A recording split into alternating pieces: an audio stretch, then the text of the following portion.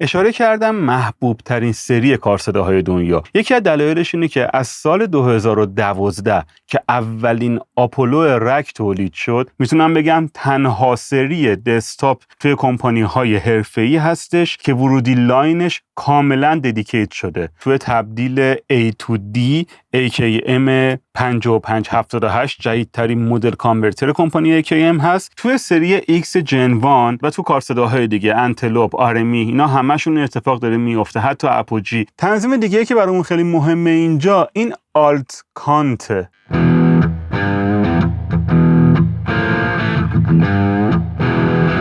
میگی چیزی تو دلم نی، اصلا تو نداری تقصیر، من حالم خوب نیست. در این ویدیو میخوایم کنسول و امکاناتی که محبوب ترین سری کارصداهای دنیا در اختیارمون میذاره رو با هم بررسی بکنیم. سریی که از نیمه حرفه‌ای تا حرفه‌ای رو پوشش میده و تقریبا هر کسی توی این صنعت موسیقی چه آماتور چه حرفه‌ای داره کار میکنه با این سری آشناست. سری آپولو از کمپانی یونیورسال آدیو.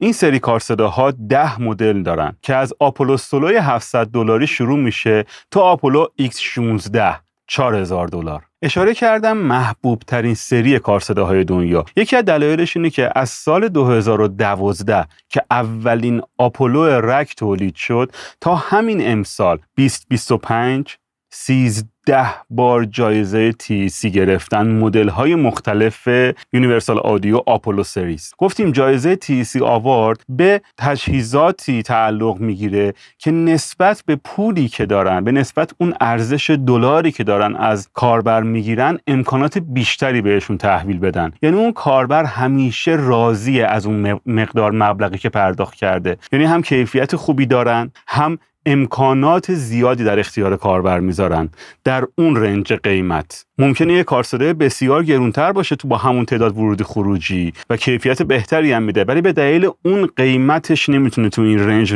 رقیب سریای آپولو بشه. به همین دلیل آپولوها محبوب ترین کارصدا برای نیمه حرفه‌ای تا حرفه‌ای بودن در طی این 13 سال گذشته. یونیورسال آدیو سری خانگی هم داره که همون سری ولت میشه که در ویدیو ولت کاملا بررسیش کردیم. اگر شما مبتدی هستین و میخواین اولین کارصدای استودیوتون رو بخرین، بهتر اون ویدیو رو حتما اول ببینید. ولی اگر تجربه کسب کردین، دیگه دنبال ارتقای کیفیت و همینطور امکاناتی هستین که کارتون رو سریعتر بکنه، این ویدیو مخصوص شماست.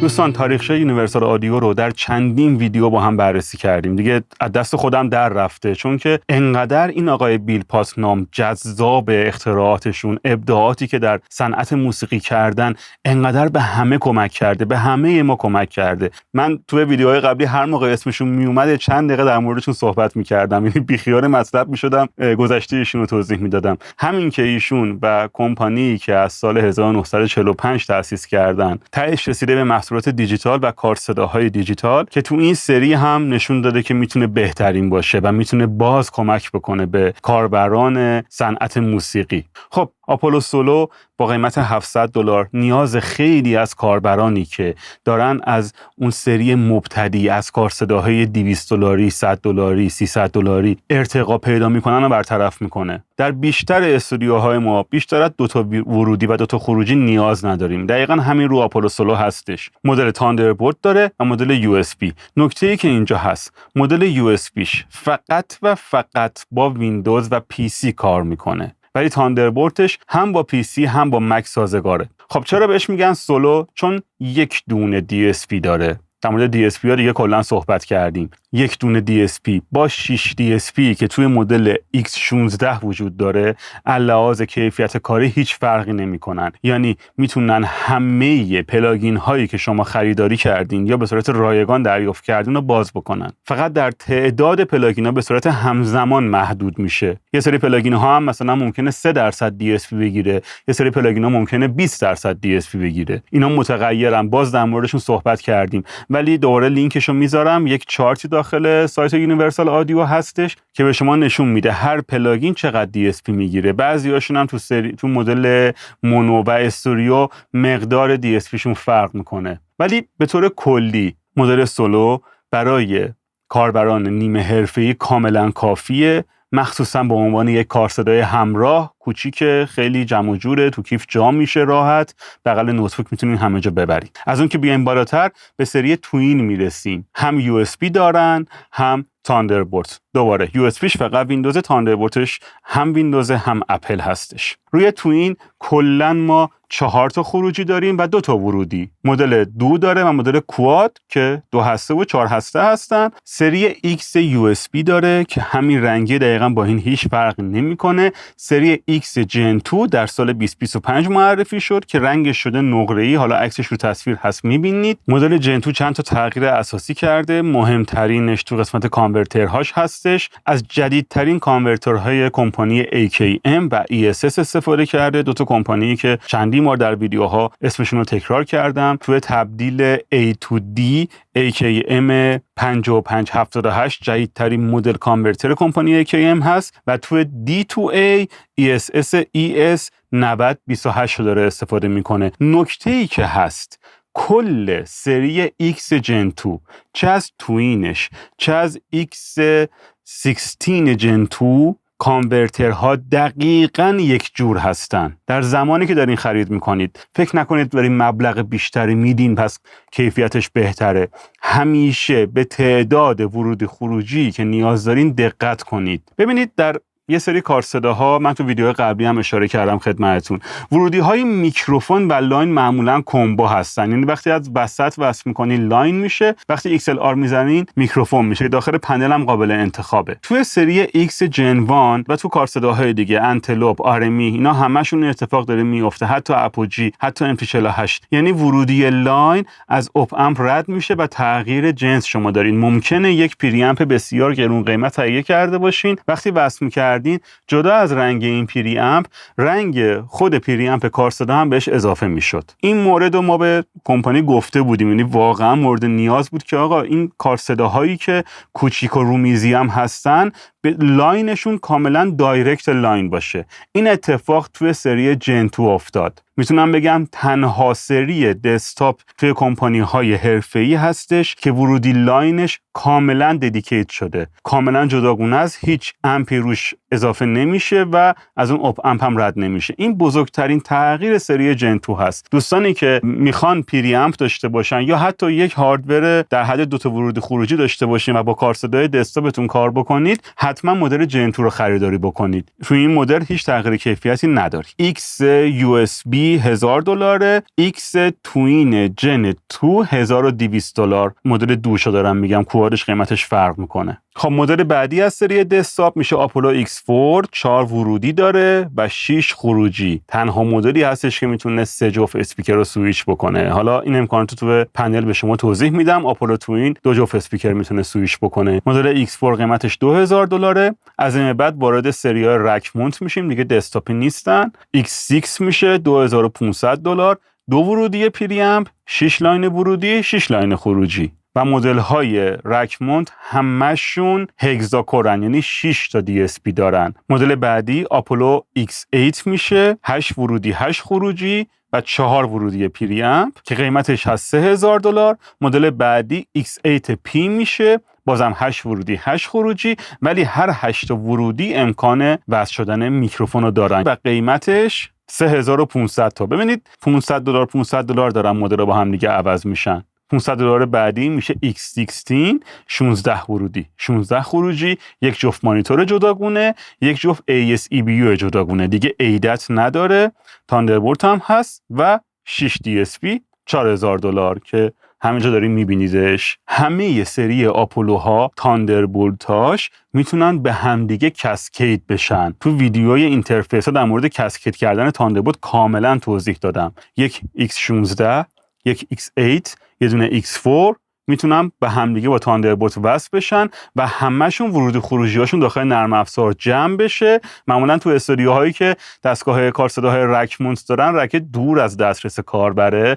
و این مانیتور کنترل و اون دکمه تاک بک خیلی دور میشه. ولی اگر یک دسکتاپ بهشون اضافه کنید، جدا از این که DSP-هاش به هم دیگه اضافه میشه، ورود خروجی‌هاش به هم دیگه اضافه میشه، مانیتور کنترل و تاک پک هم میاد دم دستتون. فعلا داخل کمپانی‌های دیگه تو این رنج قیمت این آپشن وجود نداره. فقط یونیورسال آدیو هستش که این آیتم کسکیدو ارائه داده. خب دوستان، بریم سراغ کنسول و نرم افزار. به همین دلیل همه مدل‌ها رو توضیح دادم، چون که کنسول و کنترل پنل سری آپولو در همه مدل‌هاش یکسانه. یعنی همین ویدیو رو ببینید، هر مدلی که داشته باشین رو میتونید استفاده بکنید ازش. خب دوستان، آپولو رو که می‌خواید نصب کنید داخل سیستمتون، شما نیاز به یک نرم افزاری دارین به اسم UA Connect. این UA Connect رو دانلود میکنید. وقتی اجرا میکنید، این ور هر دستگاهی از یونیورسال آدیو که وصل بشه به سیستمتون، جدا از اینکه درایورش نصب یا نصب نیست، اینجا لود میشه. الان توی آپولو ان UAD یک سافتور اینستالر داره، یک کنسول داره. جفتش رو اینستال میکنید و نصب میکنید. اینو بدونید هر جا دیدین داره غیر طبیعی موضوع گیر میکنه، احتمالاً احتیاج به VPN هست. مشکل خوردین، بخش فنی تکنیک همیشه جوابگو هست. ما نمایندگی رسمی یونیورسال آدیو هستیم. اگرم لازم باشه ریموت کانکت میشیم به دستگاهتون و مشکل رو برطرف میکنیم. وقتی آپولو نصب میشه و UA کانکت هم نصب میشه، دو تا نرم افزار داخل دستگاه شما میاد. یه دونه UAD میتر اند کنترل پنل هست. اینجا توی سیستم اینفو ورژن دقیق درایورتون اینجا معلوم هستش. دستگاهایی که وصل به دستگاهتون اینجا معلومه. این نرم افزار مختص DSP هستش و پلاگین هایی که براتون رجیستر و اتورایز هستم از این بغل میتونید ببینید که کدوما برای شما اتورایز شده. یک ستینگی هست حتما باید رعایت کنید روی کانفیگوریشن UAD to DSP.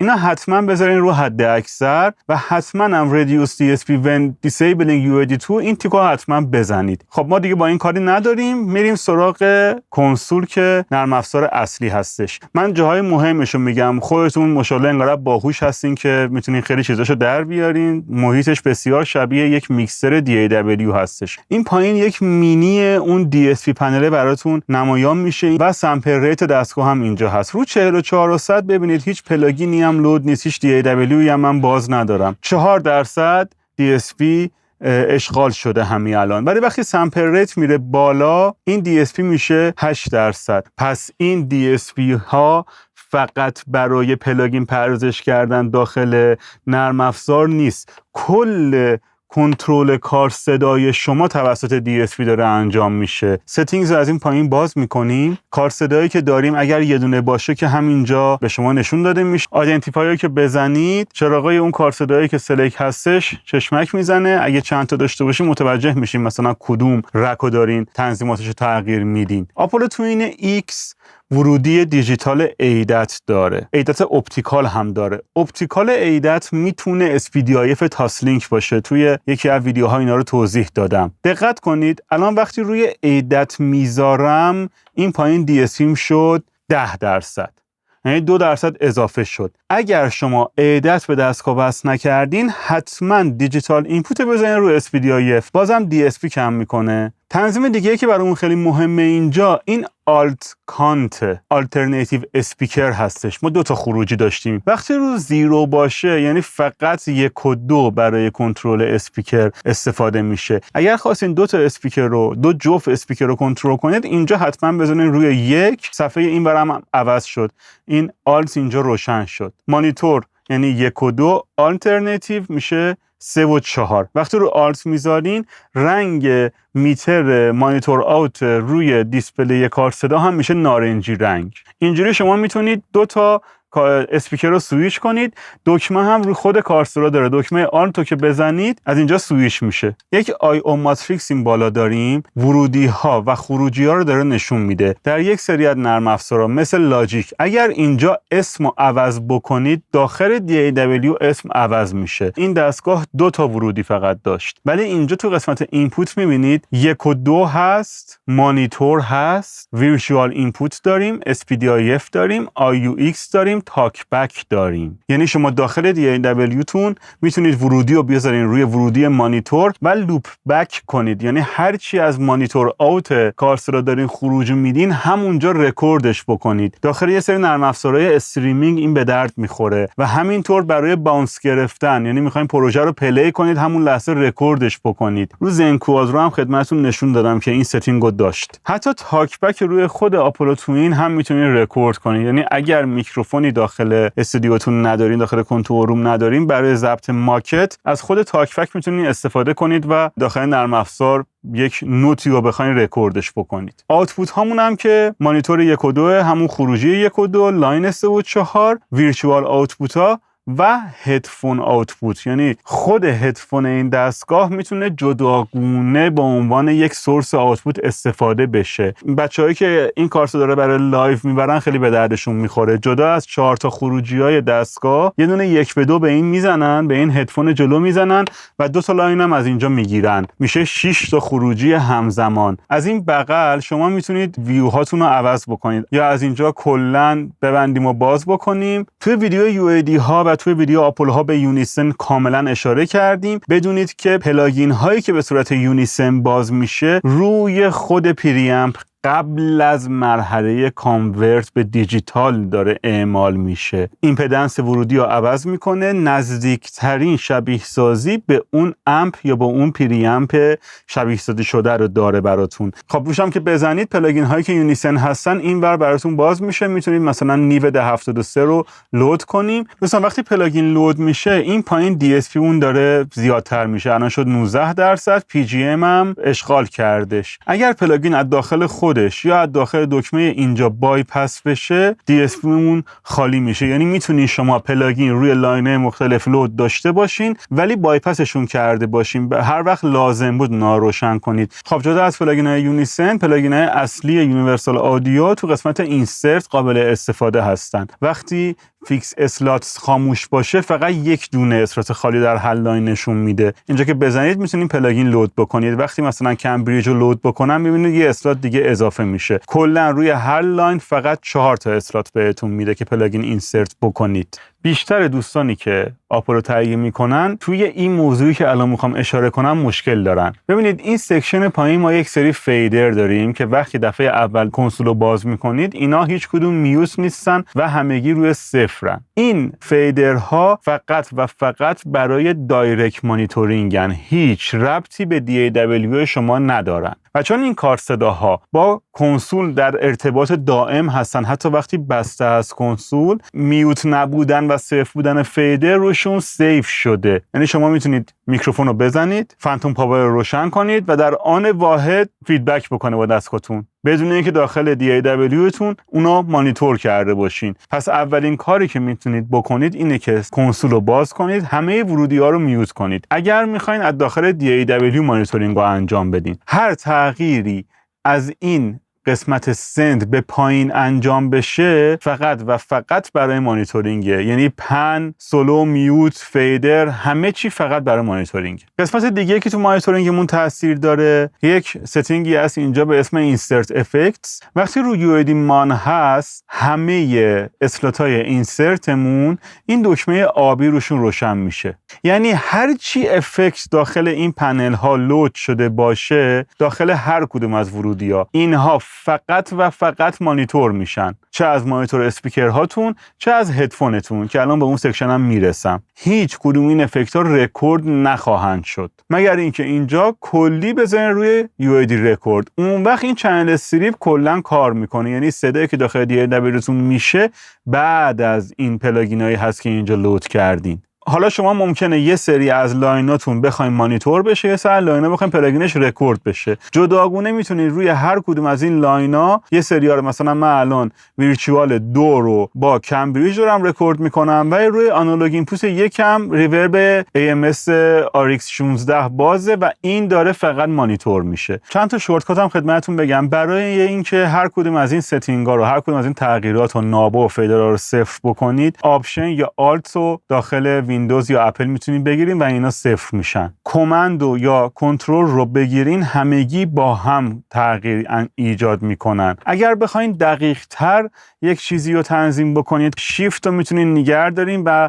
میبینید الان تا 10 دیبی داره تغییر ایجاد میکنه. شیفت رو که ول کنم تغییر زیاد میشه. همه این ناب ها، فیدرها و آیتم های کل این پنل توسط اسکرول موس قابل تغییره، به شرطی که روی اون آیتم برین و آپشن یا آلت رو نگه دارین. اون وقت با اسکرول میتونین تغییر بدین. در ادامه قسمت مانیتورینگ میریم توی بخش سمت راست. یک مانیتور کنترل داریم، تو ورژن‌های جدید به این شکل در اومده. اگر سونارورکس داشته باشین میتونید سونارورکس رو دایرکت روی خود آپولو اعمال بکنید و دیگه داخل DAW پلاگینش رو لود نکنید. یک دکمه به اسم کنترل روم داریم اینجا که سورس مانیتور رو میتونیم تغییر بدیم. اگر رو مانیتور باشه یعنی همون خروجی 1 و 2 DAW یا لاین 3 و 4 یا خروجی هدفونمون، البته به شرطی که تو قسمت کیو آوتپوت ما هدفون رو از حالت میکس در آورده باشیم. اون وقت این هدفون اینجا سلکت میشه. یک سکشنی به اسم کیو آوتپوت داریم،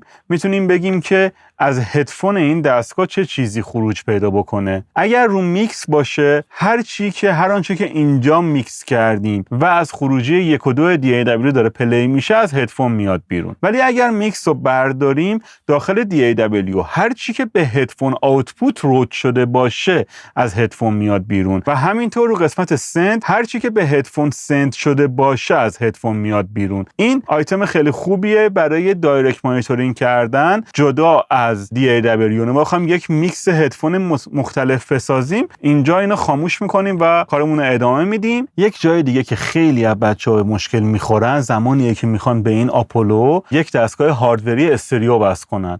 اون وقت میبینن که خروجی 3 و 4شون هر چی که از مانیتور داره پلی میشه رو پلی میکنه. به صورت دیفالت این میکس ها روشن هستن، یعنی 3 و 4 میرور 1 و 2 بای دیفالت. پس حتما این میکس رو از اینجا خاموش کنید که داخل DAW بتونید از 3 و 4 یه صدای مختلف خروج بدین. توی کنترل روم لول تاک بک رو میتونید تغییر بدین. این دستگاه تاک بک روی خودش داره، فیدرش اینجا هستش. دکمه تاک رو روی خودش وقتی بگیرین تاک بک فعال میشه و مانیتور دیم میشه که صدای اسپیکر داخل تاک بک نره. مقدار دیم مانیتور میتونید از روی دیم اماونت اینجا تغییرش بدین. دقت کنید حتی روی تاک بک هم شما میتونید افکت باز کنید. نمیدونم چه کارایی داره. یکی از کارهایش میتونه این باشه که اگر بخواید تاک بک رو داخل DAW رکورد بکنید میتونید از همین جوروش افکت باز کنید.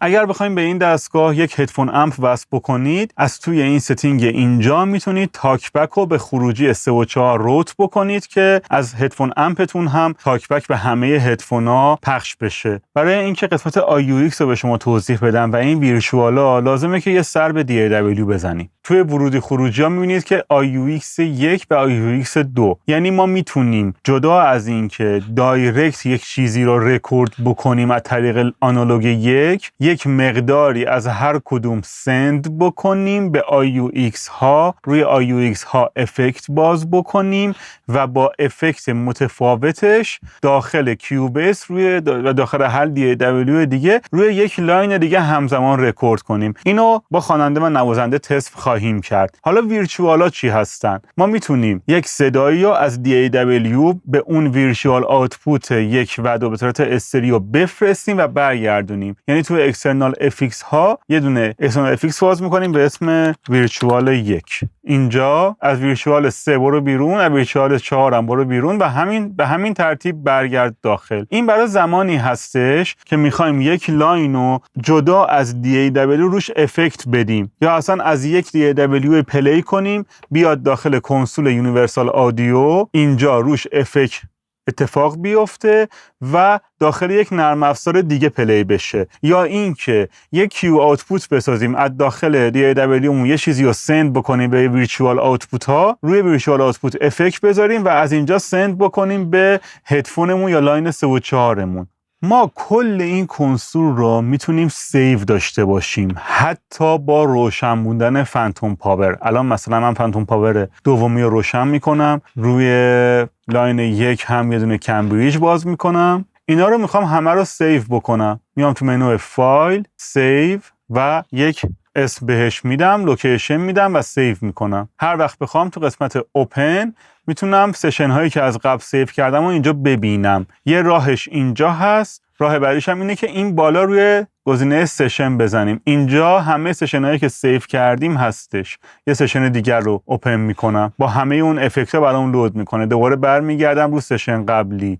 اوکی، با همه اون ستینگ ها برمیگرده. کار دیگه ای که میتونیم بکنیم اینه که یک چین پلاگینی رو فقط سیو کنیم، یعنی تنظیمات بقیه پنلمون همون جوری بمونه، فقط پلاگینامون تغییر بکنه. توی پلاگین سین اینجا میتونیم این سیو رو انجام بدیم. هر تغییری هم که رو پلاگین انجام داده باشیم برامون سیو خواهد شد. تو قسمت بروز ما میتونیم بیایم تو قسمت پریستس، مثلا الان برای وکال در ارسورپو میخوام پریستش رو لود بکنم. وقتی روش دبل کلیک بکنم اساین روشن میشه و این پلاس ها این پایین میاد. میگم رو آنالوگ یکم اینسرت کن. پلاس رو که بزنم چین در انسورپ اینجا برامون لود میشه و بعد میتونم مثلا تو SPDIF هم لود بکنم. هر جایی که پلاس رو بزنم لود میشه تا اینکه اساین رو خاموش بکنم. اینا پریست های رکوردی هستش که برامون دیفالت اینجا قرار داده شده. اگر هم بخوام همه رو با هم پاک کنم این مودیفایرها این بغل به این درد میخورن. ریموو رو میزنم، اینسرت، خیلی راحت همه چی پاک میشه. هر زمانی هم شک کردین که یه جای کار این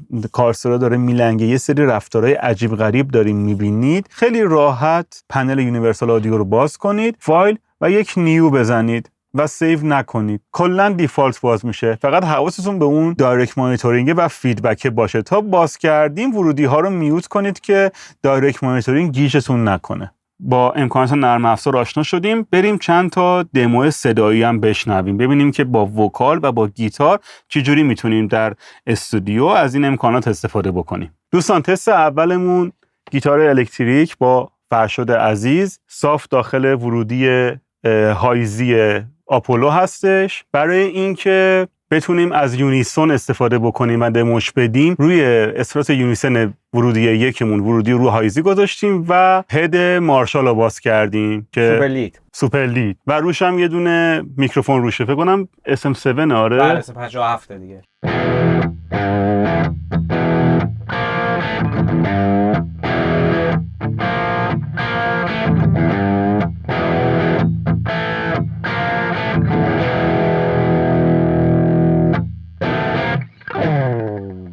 خب تست بعدیمون اینجوریه که ما جدا از یونیسن که میاد روی خود ورودی تغییر ایجاد میکنه، تو اینسرت هم میتونستیم افکت بدیم دیگه. یه دونه کوپر تایم دیلی رو انداختیم روی اینسرت. حالا میخوایم با 2 تا افکت با هم دیگه رکورد بکنیم.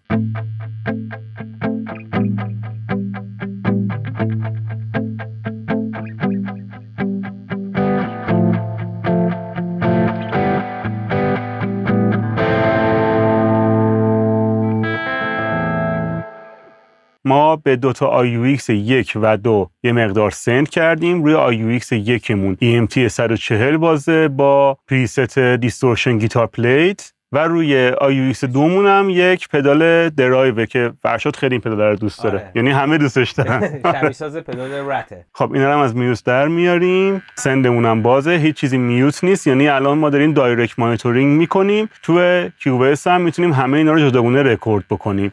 دقت کنید که UAD مون روی حالت رکورد این 2 تا اسلات.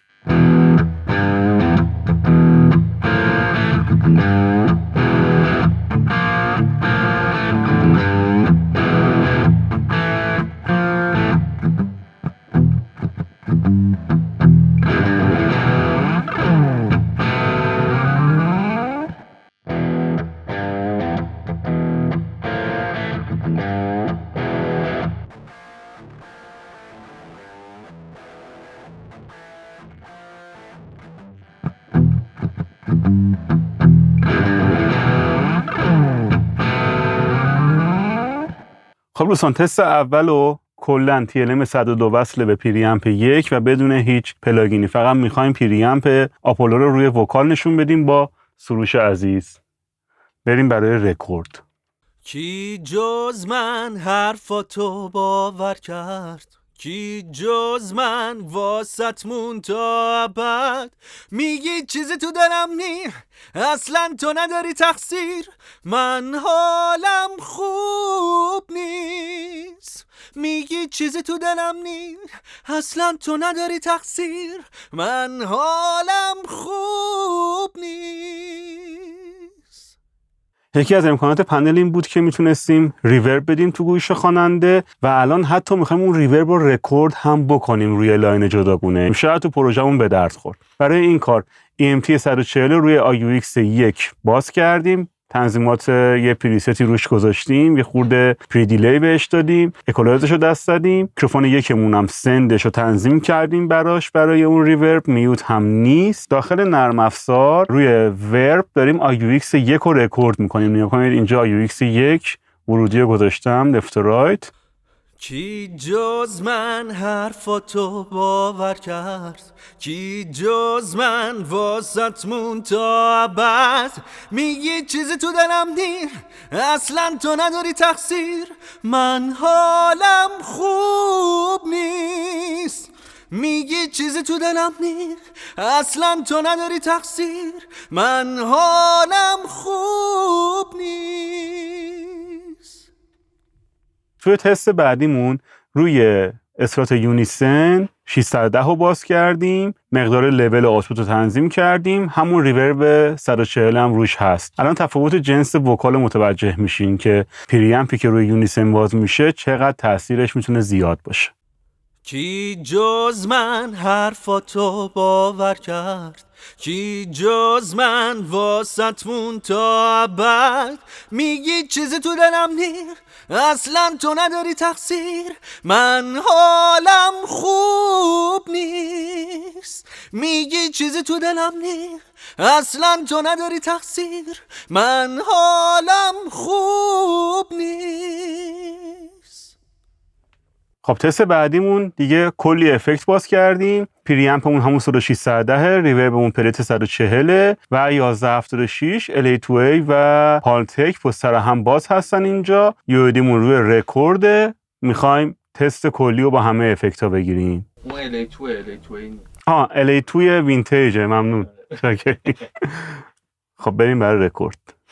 کی جز من حرفاتو باور کرد کی جز من واسط مون تا ابد میگی چیزی تو دلم نی اصلا تو نداری تقصیر من حالم خوب نیست میگی چیزی تو دلم نی اصلا تو نداری تقصیر من حالم خوب نیست.